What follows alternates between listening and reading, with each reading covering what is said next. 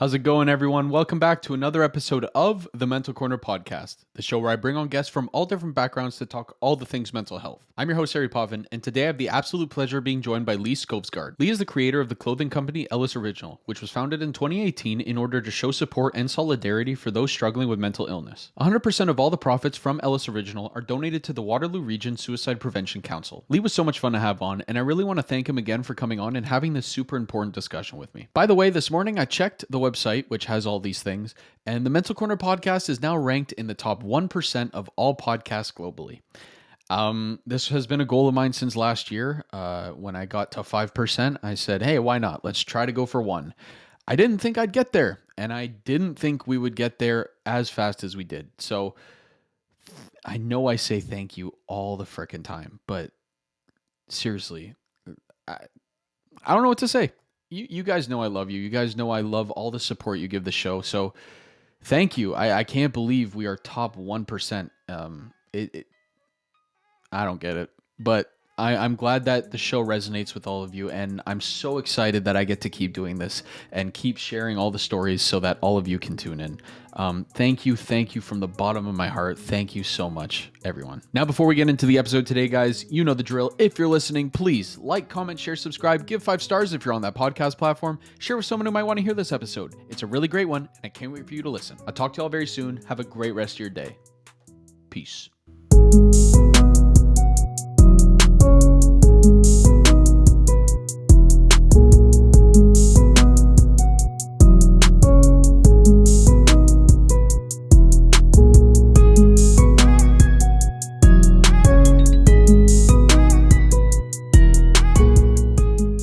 Lee, what's going on, man? Thanks so much for coming on to the show today. Hey, Harry, no problem, man. Happy to be here today. Looking forward to a good chat. Yeah, let's do it. So before I get into obviously your clothing company and everything, I want to go a little bit further back. So where does your journey with kind of mental illness, addiction, where does that all begin? Like, when was the first time that you kind of acknowledged that something was going on? Yeah, sure. Man, it's kind of tough for me to pinpoint it exactly. I believe that for those who don't know, my name is Lee Skovsgaard. I'm the owner of Elis Original. That's kind of what got us talking here today. I am diagnosed bipolar, and I'm also in recovery for addiction and alcoholism. With that being said, I don't know when it started, man. I have a hard time remembering my childhood. Don't really know why. I don't think there's any major incidents. It's just, I don't know if it was a long time ago or drug use or what, but it's Right. not really there. One of my earliest memories of really feeling depressed was my grandma passed away when I was about 12 or 13, and I had a really hard time dealing with death and bouncing back from that. Also around that time, I started drinking and experimenting. So that's kind of where I would pinpoint it to.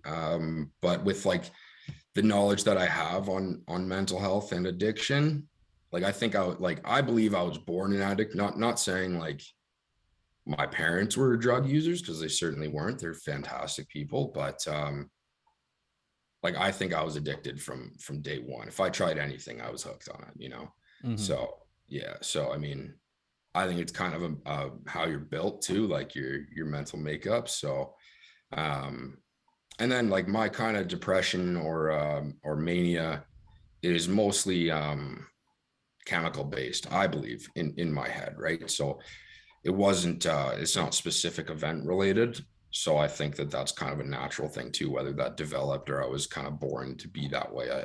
I don't really know, man. Right. Yeah. Now, what pushed you to go get help the first time? Do you remember that? I do. Yeah. I think I would have been about 14 or 15 when I was diagnosed severely depressed. I remember I had a family doctor who I'm not fond of to this day. Bit of a resentment there, I guess. I should probably work on that. But I remember going to see him and being sent to a psychiatrist and filling out like a test, like on paper, to see your kind of level of depression. And it was just like off the charts, which for that age is obviously concerning for a parent. So I was prescribed some medication for it, which I then started taking at that young age. I thought maybe 14, 15, maybe even 13. I don't know, man. Hmm. But I just remember realizing at a pretty young age that I don't feel how other people feel. It seemed like my emotions were amplified. I had some anger issues throughout my teenage years, where little things just really set me off, and I've kind of come to terms with it nowadays that I'm just an emotional person. But a lot of things are just kind of like amplified in my emotional range. So, and that's the good and the bad, right? So I think I just realized at a young age from talking with peers and my brother, who was always supportive right out of the gate, that like he's a couple years older than me, and he had some buddies who were starting to get into depression kind of, and I talked to him about it, and he was like, yeah, like that's what it is, man. So I think that's kind of where it jumped off. I just realized I was very unhappy for no real reason. Like for a child to be that unhappy, it's not like I was failing at work, like I was doing well in school. Um, it's not like I was behind on payments or anything, right? Like I don't have any responsibility. It was just I was just very unhappy, man. And I realized that this needs to be addressed, really.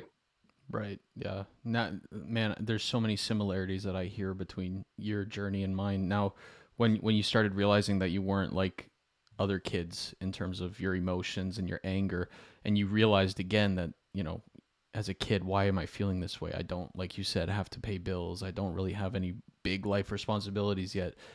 Was that a hard concept to grasp? Like, were you hard on yourself about that, or was it just kind of it is what it is? Oh yeah, man. Very hard on myself. And this like that wasn't just the beginning. That was a long period. Like there was a very long period until I really got a grasp of like what it is like to live with mental health issues, or mental illness, probably better to say it that way. Um, yeah, like I said, I was diagnosed at a young age and prescribed. I went on and off medication, bunch of different medications. I was in and out of therapy. Um, I didn't really want to admit that something was wrong. Um, and nowadays, I wouldn't say anything's wrong. Like, I don't think that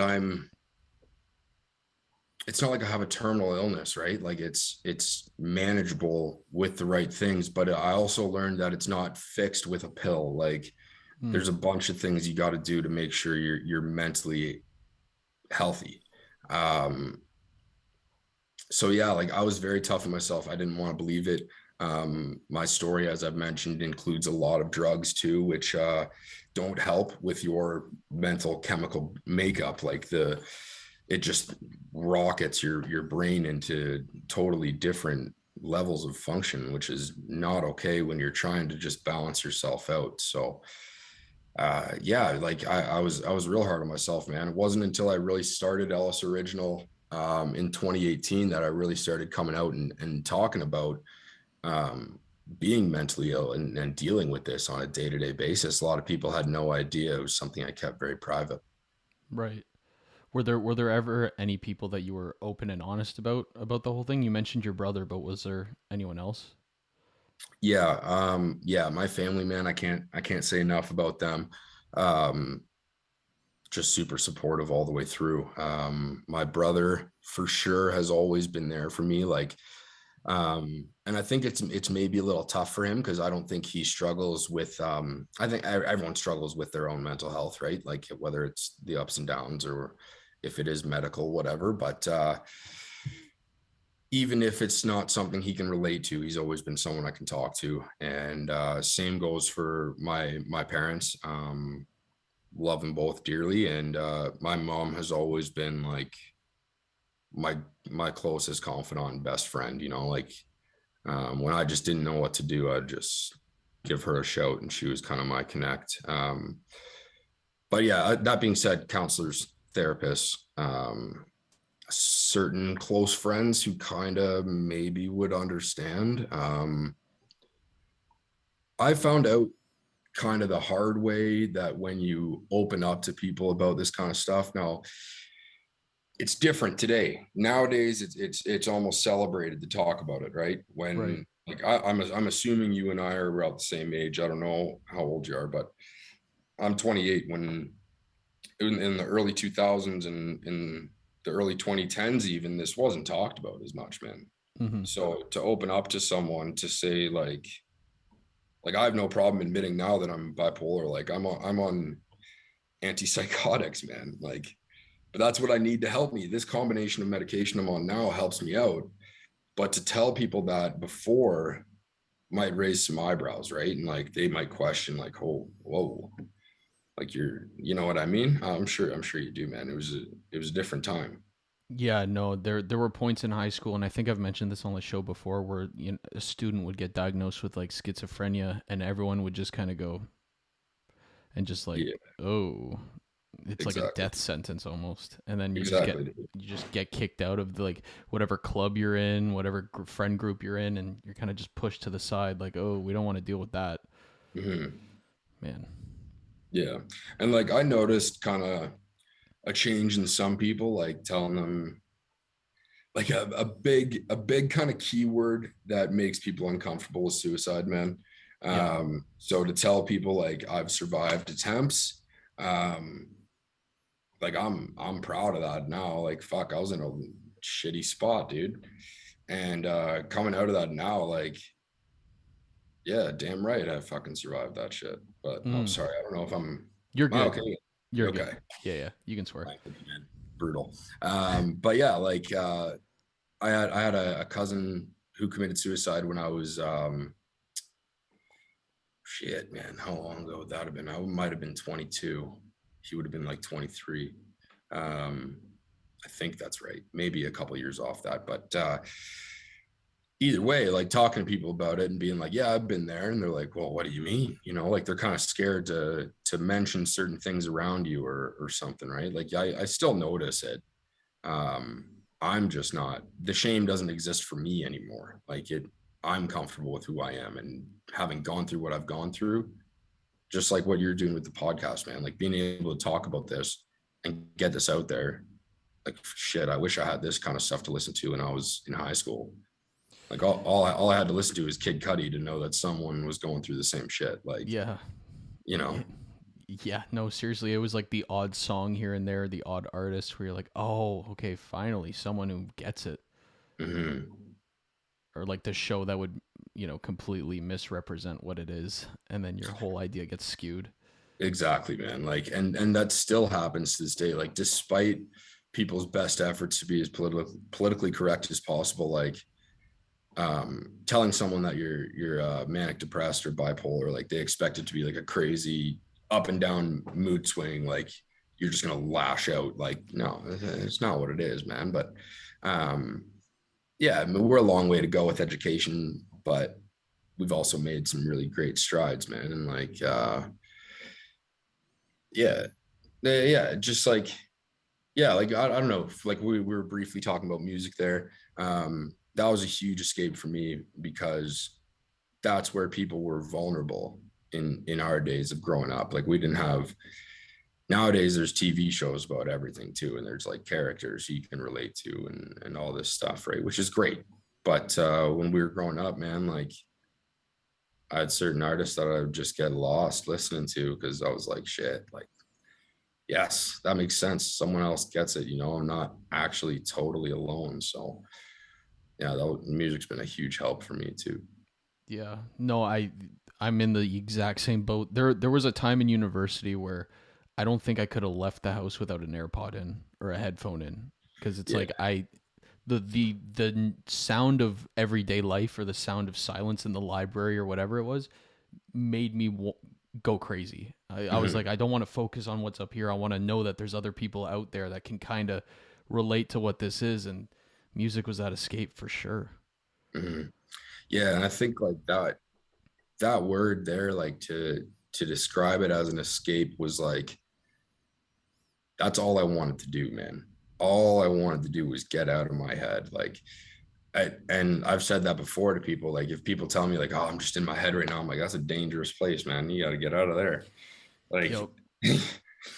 like in here, I can go to some real dark spots. So, um, I have music on constantly. Like, if it's, and it used to be, I think I was very uncomfortable just being with myself. And that's why I would experiment with drugs and drinking, like, to get out of myself. And music was like my way of escaping when those times weren't appropriate to be drunk or high or something, right? Like you said, going to the library and studying. Like, yeah, I would always have headphones on. Like, I was the kid in grade school. I had like the Walkman, like the Mm. CD. Well, I'm dating myself, which is crazy that dates you, because now I mean, it's wild. But yeah, that was my shit, man. Like, trying to skateboard to school and not have your CD skip was like, you were on one that day, if you got to school without skipping a track. Like, that was cool. Yeah, yeah, seriously.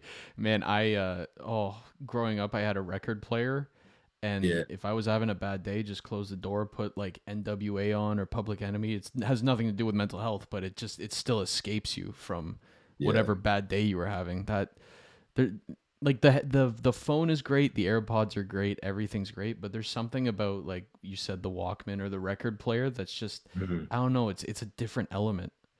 This is, you can see mine, like right here. That's my Yeah. record player. Those are all my records there, man. Yeah, like, I love like the accessibility of streaming, and like all that shit, and like having Bluetooth headphones is cool, man. But like, sitting down and like, I really like, for my clothing line too, I do like custom jackets. Hmm. So I do work on my sewing machine. It's just sitting right over there. And something I like to do when I'm sewing is play records, because it gives me like, I also am diagnosed with ADHD, Right.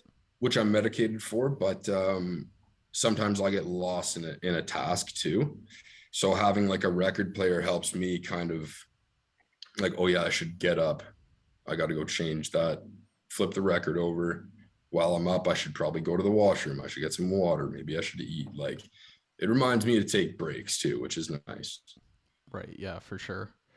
Now, when did the drugs and alcohol come into play for you? Was it like an early age, or was it more like transitioning into university? Yeah, it was a pretty early age, man. Yeah, yeah, we were kind of talking before. Like, I think I was pretty much hooked on anything like the first time I tried it. Like, I know people will say like marijuana doesn't have addictive properties and stuff like that, and like there's no withdrawal symptoms and all that, which is scientifically true. But I don't, not trying to be mistaken here. Like, marijuana is a drug just as much as alcohol and any other drug is. Right. Um, I started drinking and smoking marijuana, weed, whatever. Um, I think it's funny now. Like, now when I say marijuana, I'm like, who is this guy? Like, I just sound like my parents. But no, I really did smoke weed, man. Yeah, I smoked a lot of weed when I was a kid. Um, Quickly went into a phase where I was drinking like codeine cough syrup. I thought I was fucking Lil Wayne or some shit. I don't know. Right. I started doing that when I was like 15, started experimenting with other drugs. And then when I got to university, it really took off, because I was like, I went to University of Ottawa, um, met some new friends there who were like absolutely great guys. And we all just, as everyone does in university, man, like, you could take almost any university student and say they have some kind of problem with drinking or drugs. Like, Right. it's just the culture that it is, man. So the difference is, a lot of people are able to stop. Like, I wasn't able to stop. So that's the difference. I'm not trying to say if you drink and you go to university, you got a problem, but I just keep an eye out on it, right? But yeah, it really took off in university. Went to U Ottawa. So the way I kind of describe it is like, when I got accepted to U Ottawa, I had two scholarships. I had an academic scholarship for having an average over 85, I think it was. Hmm. And then I had a bilingual scholarship as well. I took French my whole life. Um, and by second year university, I was on academic probation. Right. So shit took a steep slide, man. Yeah. And I climbed back up, got my way back up, eventually got a travel abroad semester. I went to school in Australia, South Australia, and I dropped out of school there, man. Just got heavy into drugs and just the wrong scene. So, and then like I said, when I came home from there, it didn't get better, man. Like it just I couldn't stop by myself. So, but yeah, it definitely started young. I used to joke around with my therapist, who I had for a long time. Um, it was kind of like a chicken and egg situation. Like, what came first, mental health or addiction? Like, was I treating untreated mental health with drug abuse, or did I do too many drugs too young that I became mentally ill? Like, and the reality is, it doesn't matter. Just like the chicken and egg debate, we have chicken, we have eggs. I have mental illness, and I have addiction issues. Like, it's cool. But yeah, I mean, I'll never know which came first. Really, they kind of seem to go hand in hand with me, man. Mm. Now, when you were in Australia and you dropped out, like what was that? What was that experience like? Was there a lot of, how do I put it? Because I was in the same boat as you, where I got the academic scholarship, but there was something in me where I'm like, I'm gonna lose this pretty quick. And then after first year, I lost it immediately, and I was on academic probation as well. And I remember just being so hard on myself, like just beating Mhm. myself up the whole time, and then just finally concluding the fact that I'm just a dumbass. I don't know how I got here. I probably got babied the whole way, and I'm gonna fail out. And that was just the mentality that I carried until, you switch majors and whatever, and I got my way up as well. But when you dropped out of university, what was going through your head when that happened? Man, at the time, so you gotta go a bit further back. Like, you gotta understand, I never wanted to go to university, man. Mm-hmm. Um, I wanted to go to college, and do like HVAC or something like that. Like, I liked working with my hands. Um, and it was never like, university was never my scene outside of the party area. Right. Like, I would go to classes and everyone in my classes wearing suits, and I was like wearing a ripped up jean jacket and Doc Martens. Like, I don't know, man. Everyone was trying to, like, I don't know, like, my at that time in my life, I was just like, I'm here because I can be, kind of thing. Like, I had a teacher who really pressured me in a good way to go to university, and I still would, like, I would thank him for that, because he just believed that I had the mental capacity to do it. Um, and like, I went to school for marketing, man, which just like, I don't know. I can't see myself in that, like, corporate world like some people can. And just, I don't know, man. It just wasn't for me. So like, when I made the decision to drop out, and when I say made the decision, like, I missed two exams because I was like strung out. So like, that decision was kind of made for me, really. Mm-hmm. Um, but when I made the decision not to continue it, it was really just like, maybe a decision full of resentment, and like trying to frame it in my mind in a way that made it seem better. I don't know. It was like, I knew dropping out wasn't the right thing to do. Um, but at the time, it was justified. It Right. was like, I never wanted to do this anyway. I don't want to work in that field. I don't care. But like, and I didn't take into account the people that helped me along the way. Like, I worked all through university, and paid most of my way there. But there's no doubt about it, my parents helped me with tuition, man. And like, I still have student loans, dude. Like, that type of shit. Like, I never took that into account. It was a selfish decision that I made it at 23 years old, right? And I'm not saying I regret it, because it really doesn't matter now. Like, now I have a career where I don't need that. Um, and I don't think that you're defined by your degree or whatever. Like, um, but yeah, I was arrogant at the time, and pretty confident that it was the right decision. And looking back on it, I should have just wrapped it up, probably.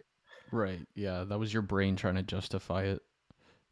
Yeah. I've had that before where something goes south and something in my head goes, well, you were supposed to do that. And looking back, Yeah. you're like, was I? Yeah.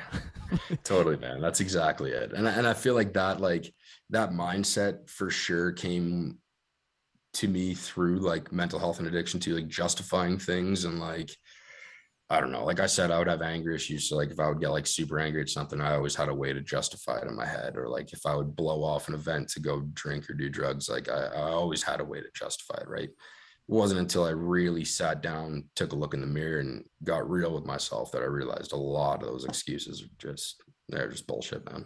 Yeah. There's exactly that. They're excuses, right?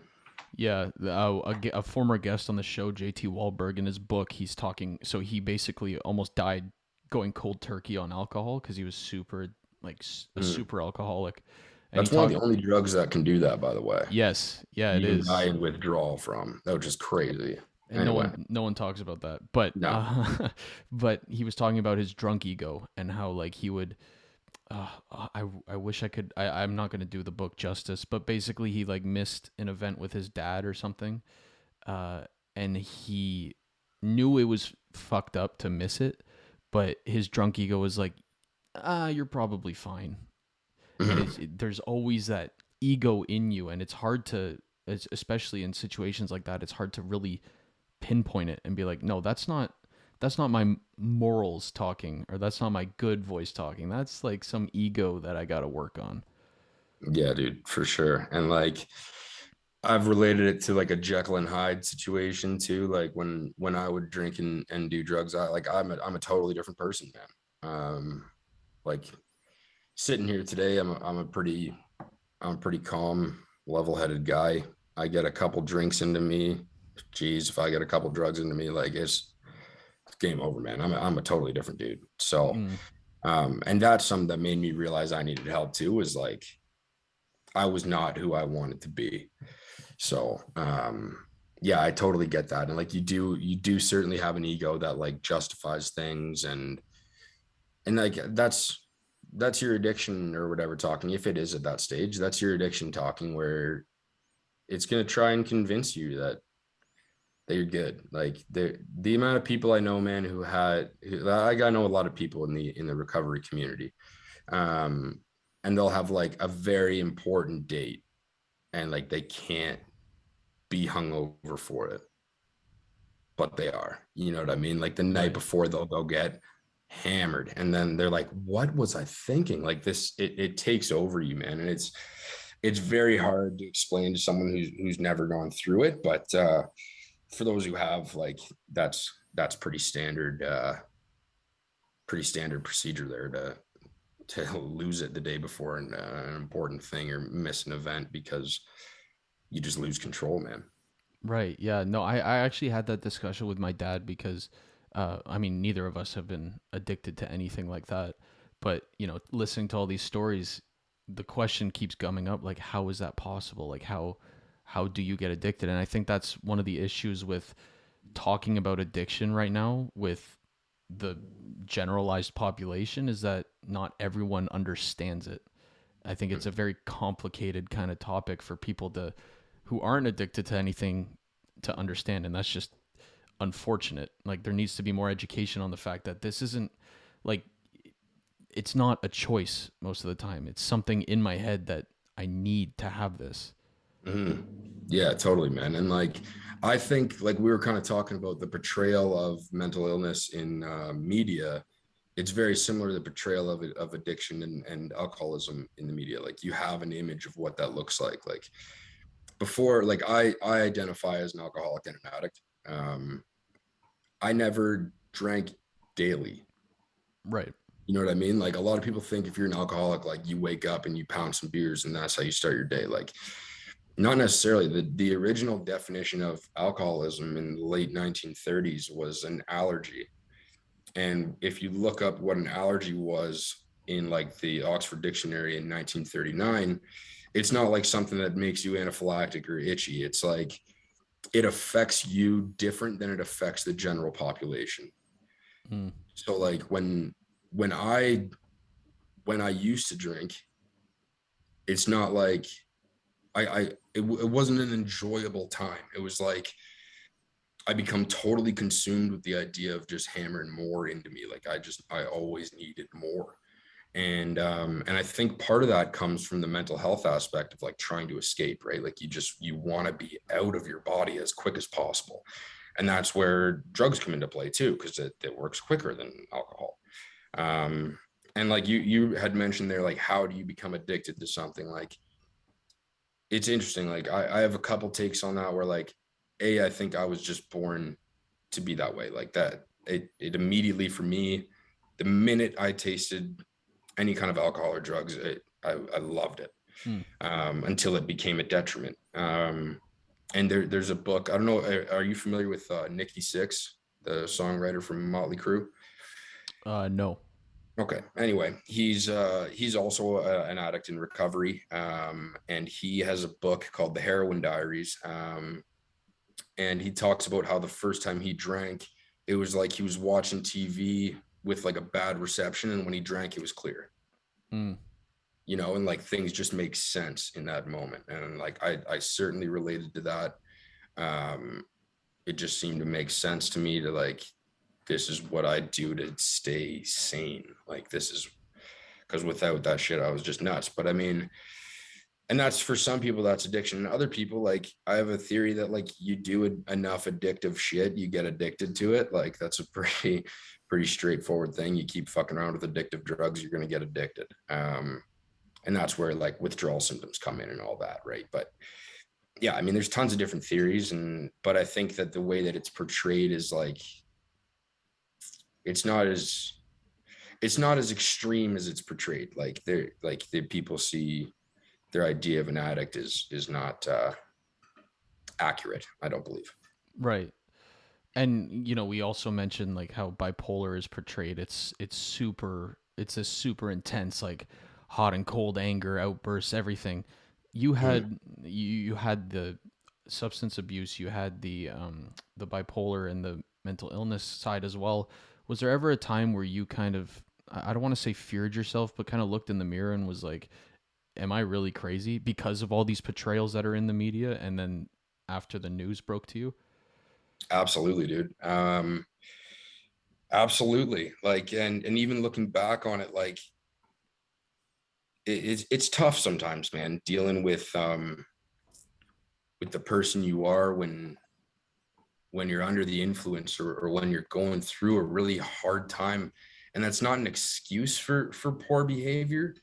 um but it sucks dealing with that sometimes, man. Like I was a pretty violent guy, which is something that I really struggle with. Like I was an angry person, man, and I acted violently. Like I trained boxing, and if the opportunity came up for like a bar fight or a street fight, like I was never one to back down from it, man. And that's partly to do with the way I was raised. I wasn't raised in a violent household, but I was just raised to like stand up for other people and like protect those you care about. And like I would take that to an extreme where if someone was like mildly uncomfortable, I would take direct offense to it. And that goes back to like my enhanced emotions too. Like I had a girlfriend in university who, like, if she was uncomfortable in a situation, I was like offended. Like I should have just been like, what can I do to help you? And like communicate that and like ask how she's feeling and what she would like to do. But Right. she'd be like, I'm uncomfortable, I want to leave here. I'm like, it's fucking that guy's fault, I would lose it, right? Like totally uncool. So yeah, like looking back on some of those times, man, there were mornings I woke up and like I would have a busted hand, or like I'd have a black eye or something. I'd be like, holy shit, like who am I becoming? Like, am I really losing it?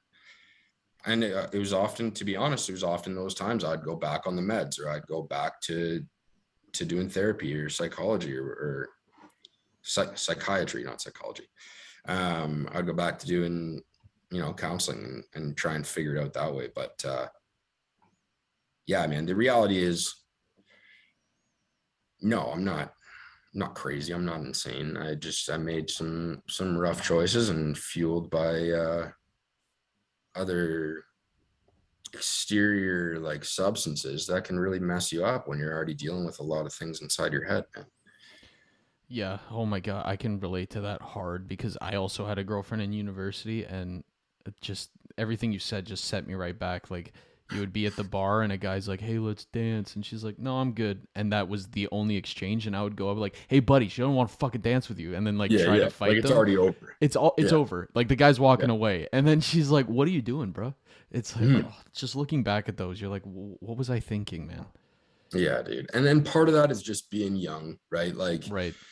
part of that's just being like I was in my late teens, early 20s, and being away from home, like having all the freedom in the world, right? And yeah, I mean, you have like your own mental issues that you're going through, and then something like that happens where like I had a specific example of this guy touched my girlfriend inappropriately at a party. Like he just patted her on the butt, and I was like, "Yo, that's really uncool." And like I got super upset about it, and she was like, "Yeah, like that's uncool, but like it doesn't need to like change the course of your night. Like we Right. just now know that that guy's uncool. Like that guy's just who he is, and whatever. It's Yeah. not okay."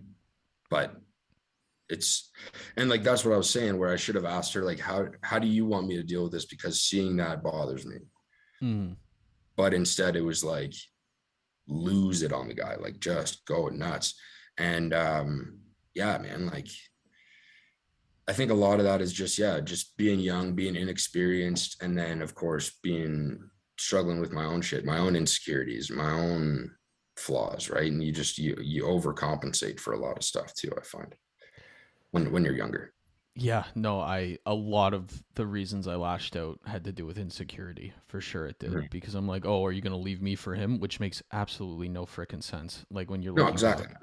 It Yeah, doesn't it's stupid. I almost I'm sure you feel the same way. I almost appreciate the fact that I went through that at a 100%, man. younger age, as opposed to like never going through it and just thinking everything's fine. Mhm. Yeah. Yeah, definitely, man. Like I know, and now like nowadays I'm super open about my mental health and addiction. Like so I have people who have come up to me and talked to me about it, right? And like I I relate everything, like all those bad decisions that I made. And bad is maybe even not the right word. All those like questionable decisions, or things that I would act differently now. Looking back at a lot of those, they were all fear based. Hmm. Like they were based out of a fear of not being good enough, or being less than someone else, and it was all in my head, man. Like and those are the kind of things that you can work on as you grow older and you mature. Like you realize, oh my god, like I reacted so crazily like that. Like I was all over the place, I was lashing out, I was angry, I was violent, like because I was so insecure, man. I was so uncomfortable with myself that it wouldn't take much around me for me to be uncomfortable enough to lash out. And it's like I'm trying to correct a situation that I don't know how to correct. It's Mm-hmm. out of my control, and that bothers me. That's Right. all it was, man. And now looking in those situations, like I was in a hockey game. I play hockey on Tuesdays, and end of the game, the buzzer goes, and this guy flicks the puck. It hits me in the shoulder. And I went up to him and was like, "Hey, man, like, what's up with that?" And he just rocked me right in the face, like, just punched me. And I was like, "Holy smokes, man." And I just kind of took a step back, and I was just like, my immediate thought was like, losing it on this guy is not going to change anything. Mm-hmm. And like, I don't know what just caused him to do that, but it wasn't me, man. And like, that's the difference. Where if I was younger, like that would send me right over the edge. But like you got to understand that everyone's their own person, and everyone's going through shit. And I mean, yeah, all that comes from experience, man. So having those experiences, those quote unquote bad experiences, I wouldn't trade them for the world, man. Like I wouldn't change that shit. Yeah, 100%. I used to be so shameful of all that stuff, and now I kind of when I tell stories like that, I'm like, yeah, it happened. And Mm-hmm. I'm here now because I did that and I can Yeah, acknowledge it. yeah. Man. Now with that change in mentality, and the whole recovery process. When did your kind of recovery process start, and was it tough for you to go from drinking and the drugs and everything and going, this helps me think clear, to eventually getting to a point where you don't need that stuff anymore? Hmm. Yeah, for sure, man. No, like certainly not easy. And again, just kind of a quick tangent about music. There's lots of musicians who are sober now, right? And a lot of them talk about that openly, which is great. One of my favorite musicians is Jason Isbell. He's a singer songwriter. He's got a song called "It Gets Easier," and Mm. the hook is like, "It gets easier, but it doesn't get easy."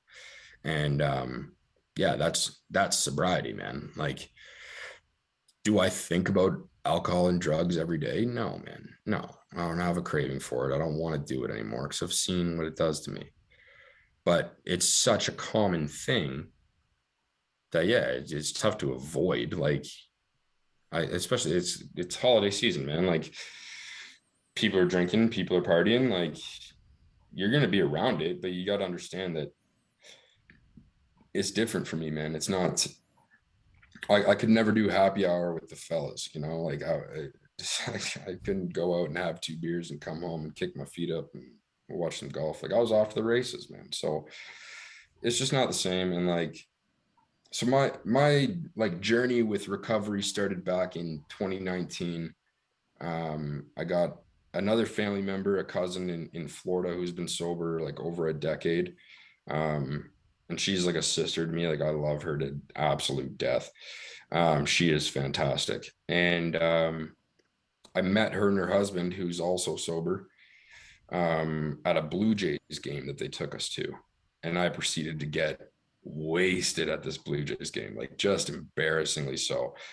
And in my drunken state, I remember talking to her husband first time I met him and just being like, yo, I got a problem with this shit. And I think that's the first time I admitted to someone I did.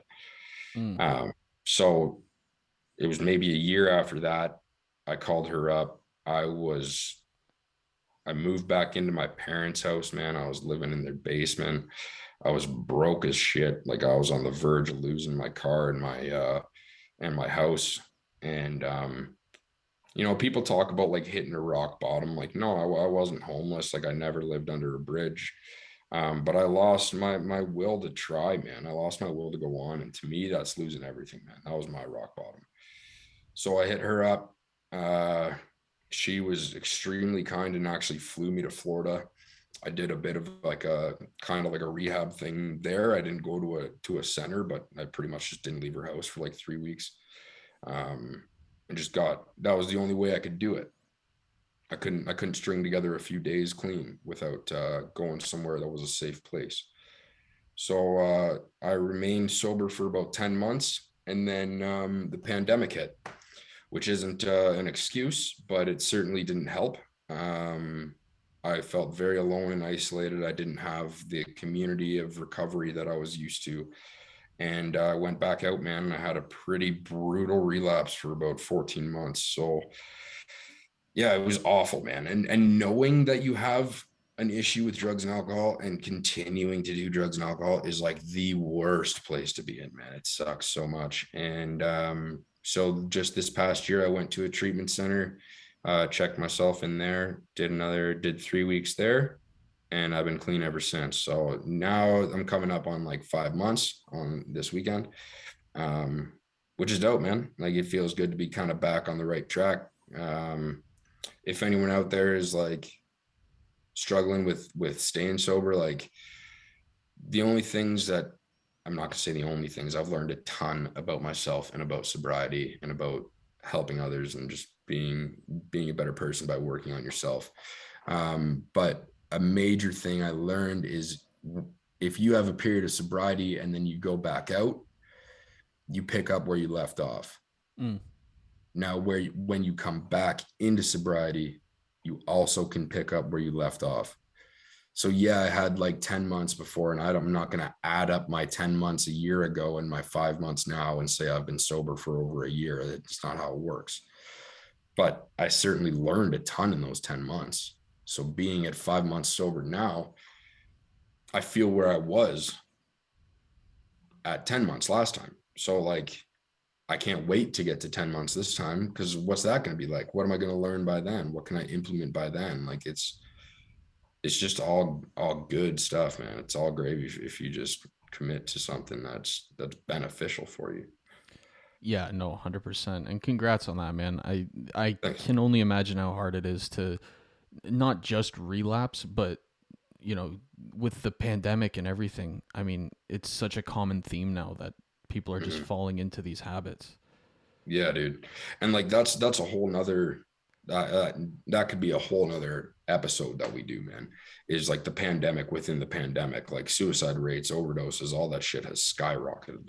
I lost a few friends to overdoses in the past I guess 2 years that we've been in this almost. Yeah, man, it's not easy. Like that shit sucks. But that happens with isolation and unfortunately I'm not stating an opinion on it or anything like, but having the restrictions that we've had is tough on alcoholics and addicts, man. Right. Uh, Not to say that like I have a better solution. I don't, man. This would be an absolute headache to try and organize for anyone who's in government power of that. I mean, all the power to you, whatever you got to try and do your job, but and it wouldn't be easy, but it hasn't been an easy go for a lot of people I know in recovery, man. Right. Yeah, I can imagine because I mean, I don't know anything about the recovery process. Did they shut down like centers and everything during lockdown? Um, I gotta kind of be careful about what I say here because there's some levels of like and being anonymous with certain things. I'm not gonna Right. mention certain programs or certain people. Um, but yes, some things were shut down. Now detox centers, for example, were still open, to the best of my knowledge, and rehab centers. Some of them had temporary shutdowns. Some of them managed to stay open, but then they have different restrictions, right? Like you're obviously family doesn't come visit anymore. You got to keep a mask on, certain things like that, right? Um, but like a lot of the resources were not deemed to be essential. Mm-hmm. And when I say resources, I mean like the community access, like how easy it is for you to meet up with people and discuss this type of shit. And that's a huge part of recovery is being able to talk to people that can relate to it.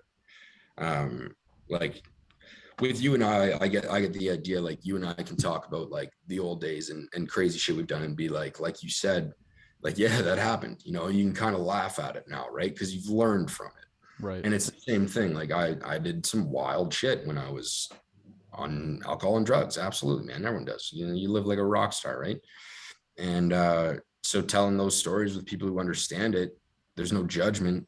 And they're like, yeah, like you can tell the craziest story you've ever told. And some guy in recovery is going to be like, oh, dude, I did that same shit. And Mm-hmm. you're like, fuck, that is that nice to hear, like, and that's a huge part of recovery is the community. And yeah, having that being restricted was tough, dude. Real tough. Yeah. No, I can imagine. Now, when you were going through this relapse, like what for anybody listening who might be going through it, like what kept you going? Like what kept you motivated at the end of this relapse to go, I need to get help again? Yeah, you know what? That's a really good question, man. Shit, I don't know exactly what it was, man. Because I had a bunch of times, like I said, knowing that you're in alcoholism or addiction and you're still doing it is like the toughest place, man. Like I don't wish that on anyone. Obviously, anyone who's in addiction or alcoholism, like right now, it's a shitty place to be, but man, it's worse when you know about it. It's worse when you have the knowledge behind it, and you know that you're doing shit you shouldn't do, and you don't have to do it, and you know why you're doing it. Like when I first started doing drugs, it was to party. Like it was part of the party. It was other people are doing it. I'm doing it to fit in. I'm doing it because I like the way it feels. Like same thing with drinking, right? Then it becomes I need to do more and more and more of this so I can get out of my fucking head because I'm losing it. And your moral lines in the sand are just that. They're in the sand, right? They're easy to wipe out and move. And before you know it, you're looking back and you're on a fucking different beach, man. Like you're totally gone. Um, so yeah, like knowing having had a taste of sobriety and recovery, I knew I had to go back to it eventually, man. And I think really the only thing I can say about it is you have to be ready to do it for yourself. Um, and it wasn't like I said, I say my relapse was 14 months. Um, and it was like that's it. And a lot of people might say it was like multiple relapses. I think a relapse ends when you pick up a drug or a drink. It's all mental before that, and then from that point on, you're just using. So I like my relapse was just I used for a long time, and it was shit. But I had periods where I'd have like a month here, a month there, where I was sober, um, or at least not drinking or not doing drugs, like doing one or the other. I was just smoking weed, or I was trying all these different ways to justify to myself, as we've been talking about too, right? So I think what got to me was that I tried everything, man. I tried it's kind of a jokey saying. I tried the marijuana maintenance program. Like that was I was trying to just smoke weed, and that was going to be my thing.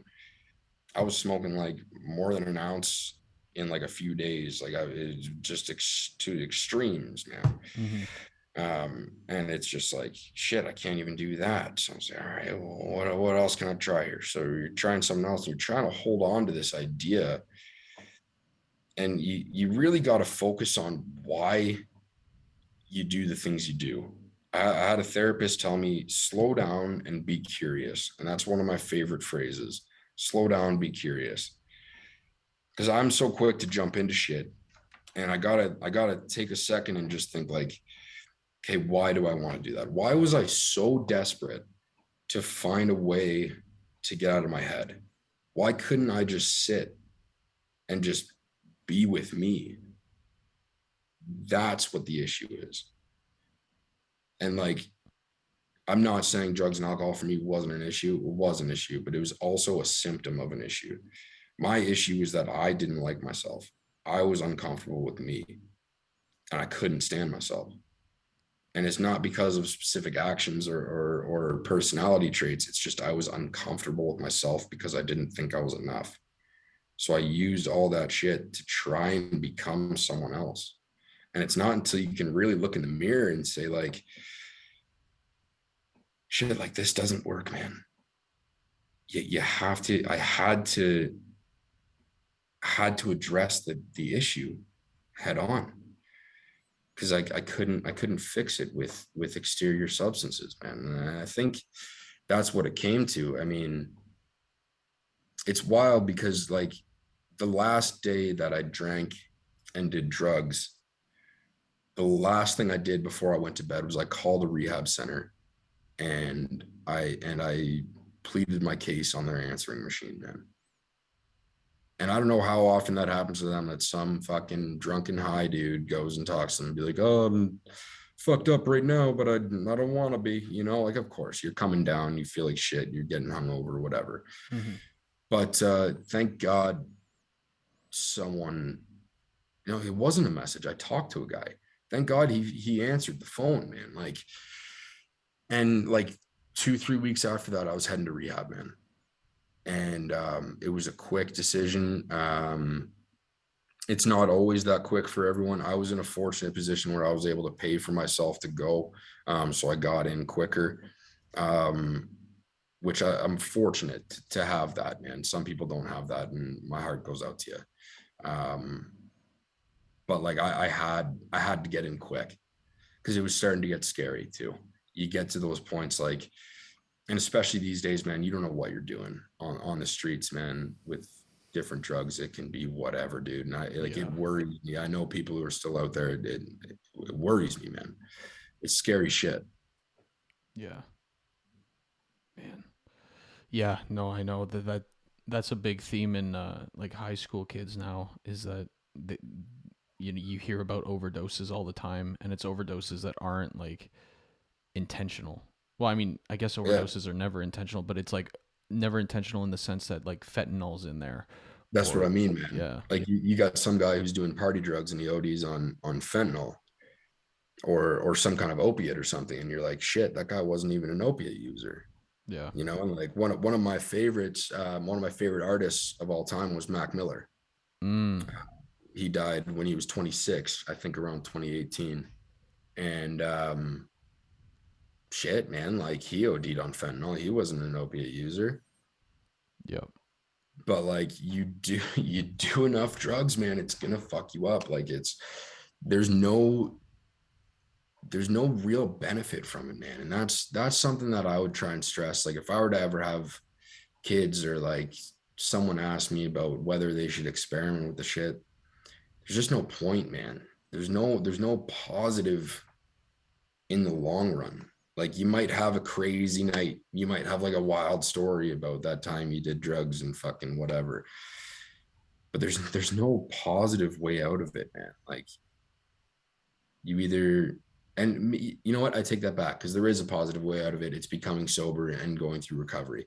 That's a positive way out of it. And if you're able to stop and not have to quit everything like I had to, like, man, all the power to you. That's great. But like when you start doing drugs and you enter that world, there's not a lot of benefits, man. Right. And there's a lot of negatives Yeah. Yeah. 100%, man. for sure. Now, what you said your recovery started in 2019. To kind of cap this episode off, I wanted to kind of go just a little further back because you mentioned that Elis Original started 2018.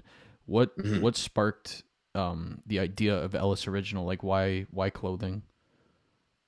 Yeah, so yeah, we actually barely talked about the clothing line, but which is great, man. I mean, that's kind of the footnote of all this, right? Like, so I one of my favorite jobs I ever had, I worked in a screen printing shop. So like we mostly made merch for bands and shit like that, and just local clothing lines and spirit wear for high schools, all that type of shit, right? So that was my job.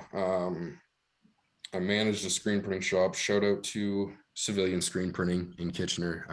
Those guys are great, man. They were great guys in and out of the shop. Like they helped me out a ton of my personal shit too. So great guys there. They do a great job. And I loved it, man. I loved screen printing and just like the creation of it. Like when I started Elis Original, and still to this day, I do all the designs myself. It is very much a one-man operation up until this year. This year, I kind of branched out and actually got the guys at Civilian to print it for me. I used to go in after hours and print it. Man, I'd be in the shop till like 4 or 5 a.m. printing this shit because I love it, man. I love this. I love like just style and graphic design and clothing in general, like all that shit. And ever since I was like a preteen, I wanted a clothing line, man, because I just thought that was the coolest shit. Like I remember seeing like who was it? I think it was the guy who founded Burton.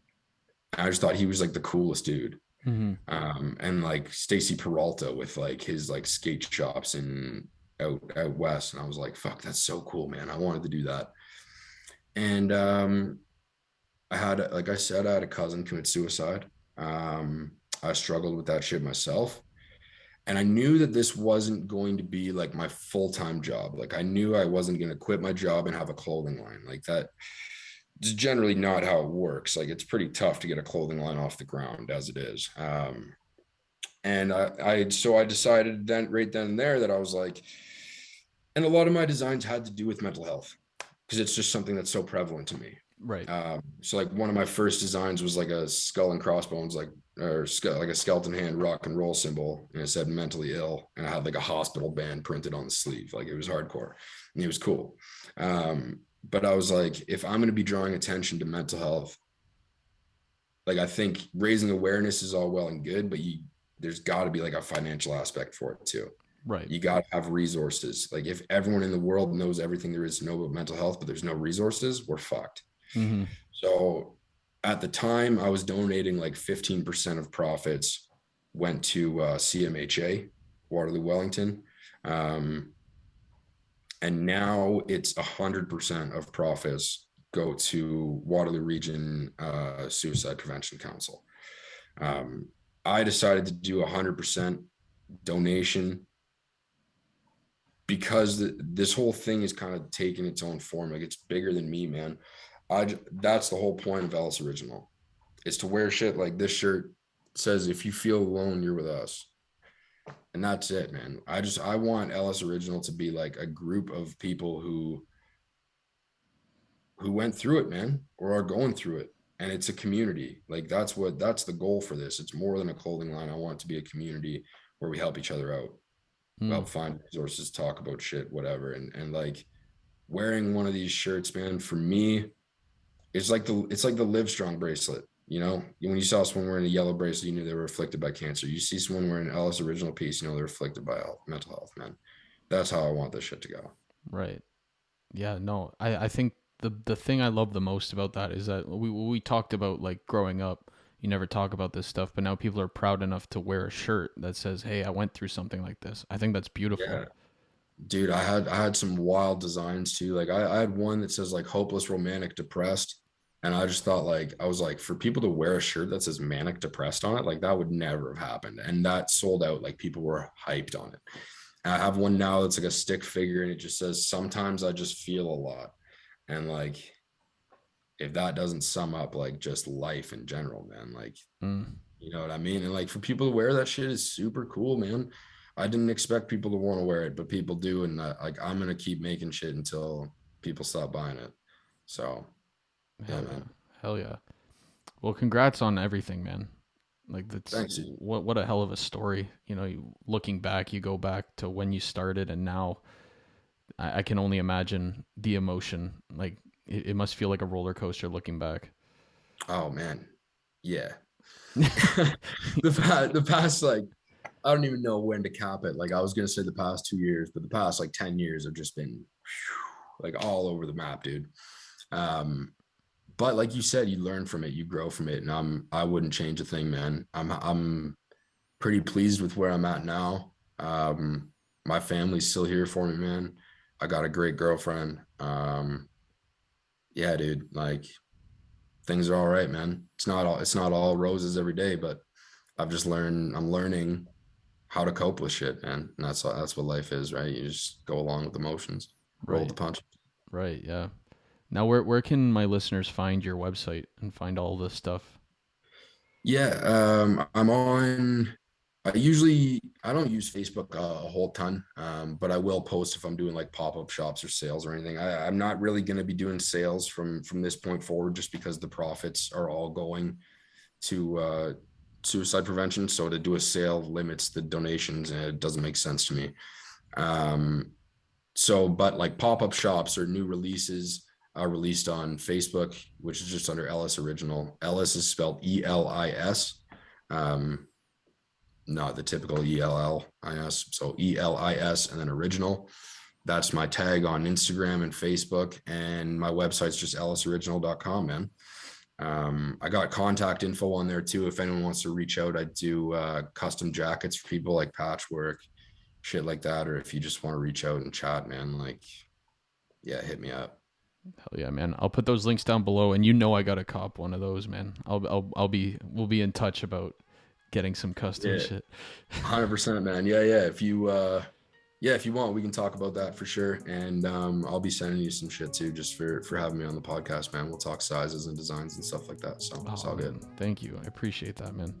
Yeah. That's it, Lee. Thank you for coming on, man. Again, I appreciate you. I appreciate you coming on and sharing your story. It's been fun. Thank you, Harry.